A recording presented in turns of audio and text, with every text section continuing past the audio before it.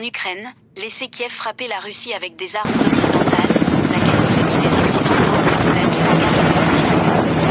Le sujet divise profondément les alliés occidentaux de Kiev qui n'arrivent pas à trouver de consensus sur le sujet, générant une cacophonie qui bénéficie à Moscou. L'usage d'armes occidentales sur le sol russe peut mener à des conséquences graves, a asséné Vladimir Poutine. C'est la dernière ligne rouge en date que les Occidentaux pourraient, comme les précédentes, finir par franchir. L'Ukraine exhorte ses alliés à l'autoriser à frapper le territoire russe avec leurs armes, suscitant en réponse une cacophonie favorable à Moscou. Le sujet divise profondément les soutiens de Kiev, jusqu'à parfois entraîner des déclarations contradictoires au sein d'un même pays. Nous constatons qu'il n'y a pas de consensus sur cette question dans le camp occidental, a relevé ce mardi 28 mai le porte-parole du Kremlin, Dmitri Peskov, sur la chaîne de télévision Izvestia. Il a fustigé les « têtes brûlées en Occident » qui font des déclarations provocatrices absolument irresponsables, face à ceux qui se demandent s'il est nécessaire d'aller plus loin dans l'escalade. La zizanie. L'OTAN pousse les capitales occidentales à lever des restrictions qui lient les mains dans le dos des Ukrainiens, selon les termes de son secrétaire général, Jens Stoltenberg. Mais les chancelleries restent divisées, les plus réticentes Rome et Berlin notamment brandissant le risque d'escalade, d'extension du conflit, avec en filigrane le risque de l'utilisation de l'arme nucléaire par Vladimir Poutine. L'histoire témoigne pourtant de ce que jamais l'aide militaire d'une puissance à une autre n'a entraîné son entrée dans un conflit, selon l'historien militaire Michel Goya. En outre, des armes occidentales ont déjà été utilisées à plusieurs reprises contre le territoire russe, récemment contre la ville de Krasnodar, ouest, selon plusieurs sources occidentales. Moscou avait affirmé que la Crimée, annexée en 2014, note de la rédaction, était intouchable.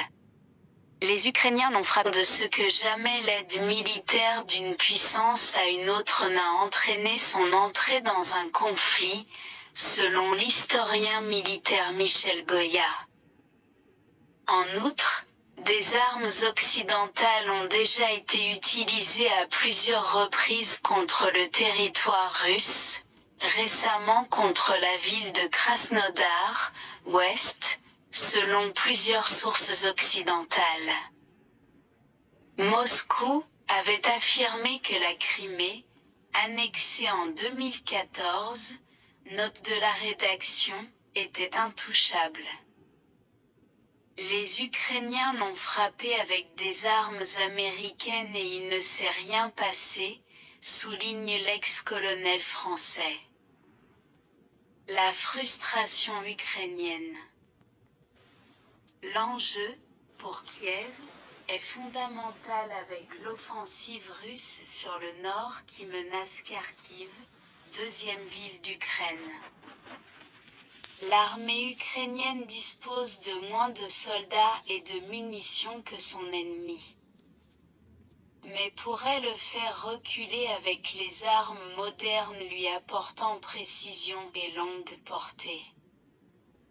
Kiev se plaint que les limitations des Alliés facilitent la capacité russe à acquérir un avantage stratégique, opérationnel et tactique, explique le général à la retraite britannique James Everard, ex-commandant suprême adjoint de l'OTAN en Europe.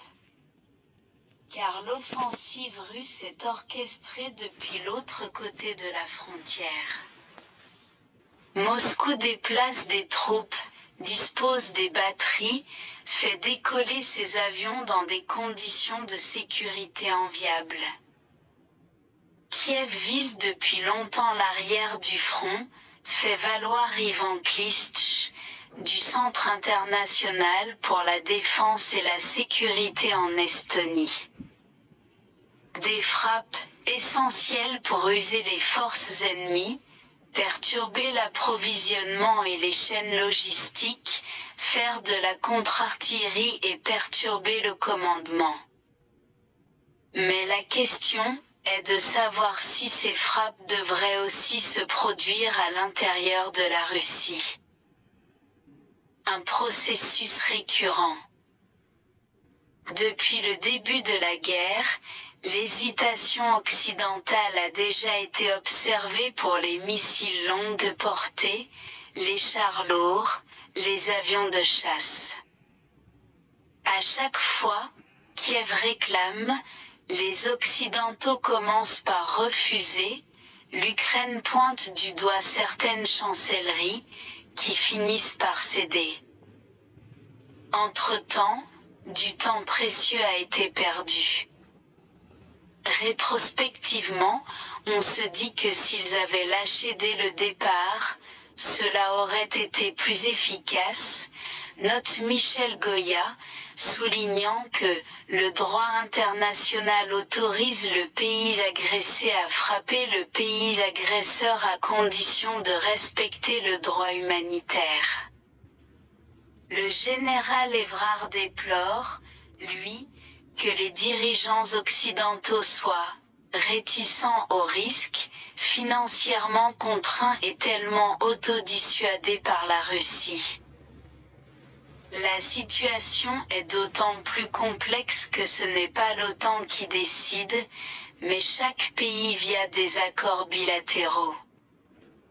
Cela produit un ensemble hétérogène de libertés et de contraintes difficiles à interpréter. Prochaine étape, les hommes. Le prochain dossier, déjà sur la table, concerne l'envoi en Ukraine de soldats occidentaux. Le président français, Emmanuel Macron, a ouvert le débat fin février en refusant d'exclure l'option. Il a d'abord été fraîchement accueilli avant de voir des